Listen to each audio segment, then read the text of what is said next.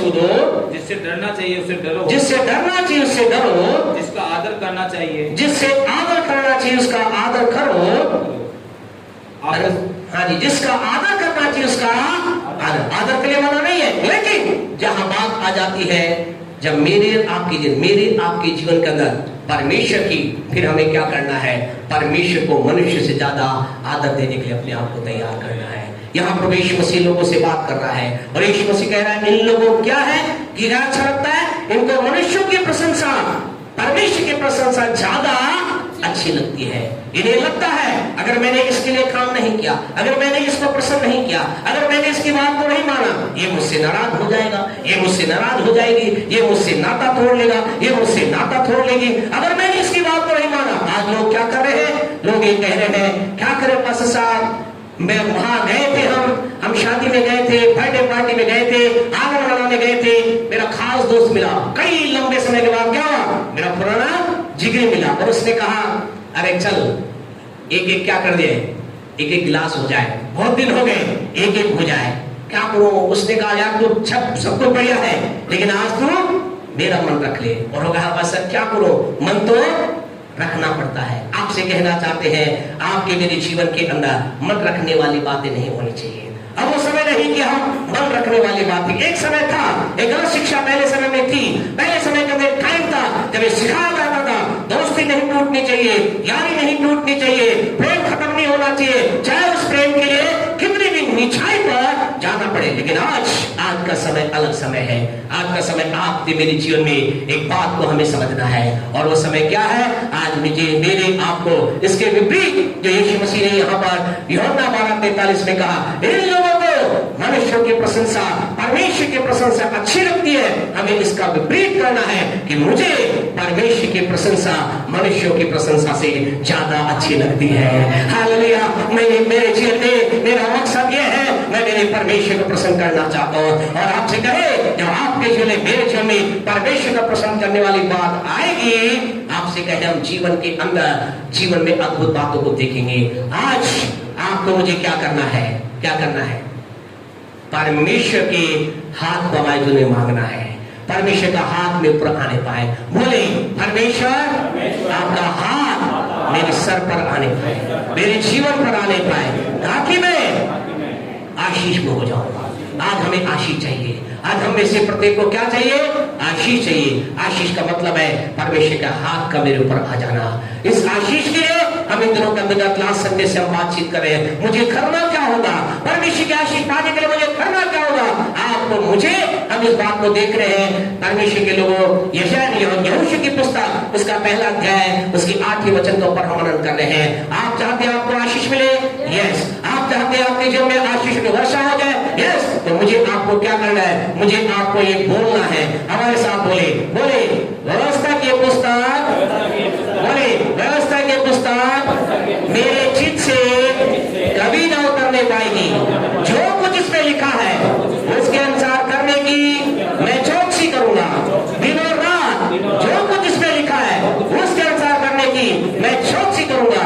क्योंकि बोले क्योंकि ऐसा ही करने से, बोले ऐसा ही करने से मेरे सब काम सफल होंगे और मैं प्रभावशाली हो जाऊंगा, प्रभावशाली हो जाऊंगा। जोरदार ताली बजाकर खुदा की महिमा करें।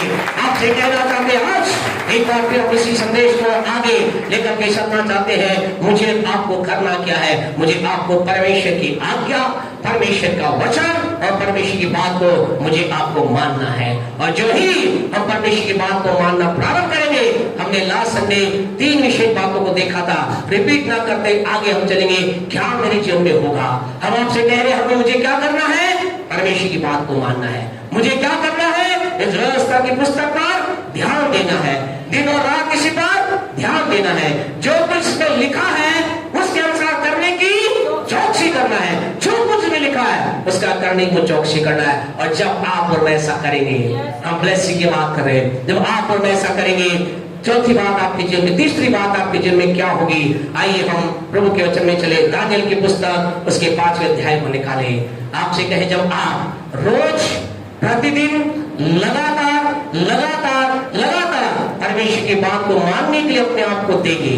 आप कहेंगे मैं क्या करूंगा, परमेश्वर की बात को मानूंगा। मैं क्या करूंगा, परमेश्वर की वाणी को मानूंगा। मैं क्या करूंगा, जो प्रभु कहे उसको करूंगा।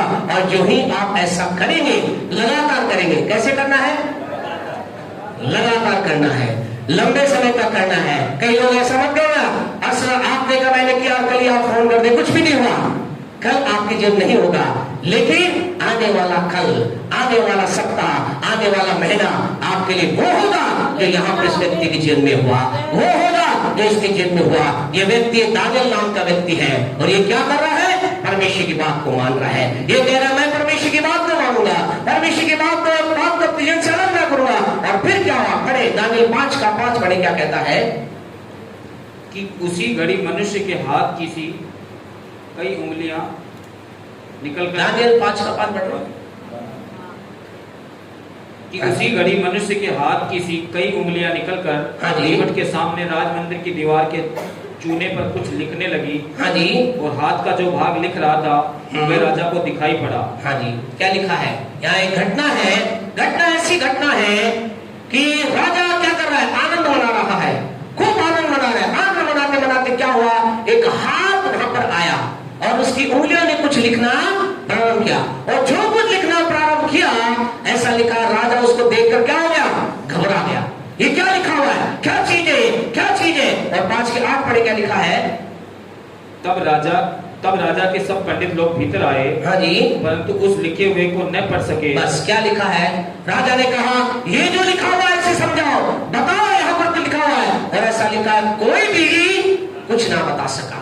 आपको कहना चाहते खुदा के लोगों, आप उत्साहित करना चाहते हैं। और क्या लिखा गया है यहाँ, 5:6 के अंदर 506 उसके 8 लगातार घर जाकर पढ़ना। ऐसा लिखा, राजा क्या हो गया, राजा बेचैन हो गया, राजा की नींदें हराम हो गई, राजा के मन के अंदर विचलितता आ गई। आपको मालूम है घटना क्या बताती है, ये घटना बताती है, आज आप कई लोग क्या कह रहे हैं, अरे मैं तो बहुत गरीब हूँ, मैं तो बहुत छोटा व्यक्ति हूँ, मेरे पास तो कुछ नहीं है, सारी समस्याएं मेरे ही हिस्से आई हुई है। लेकिन आपसे कहना चाहते, संसार के अंदर समस्या किसी पर भी आ सकती है। वो व्यक्ति चाहे राजा हो, चाहे वो झोपड़ी में रहने वाला व्यक्ति हो। यहाँ पर राजा के जीवन के अंदर एक प्रॉब्लम आई, यहाँ पर इस व्यक्ति के जीवन में एक समस्या आई, और समस्या इतनी भयानक थी कि कोई भी उसका हल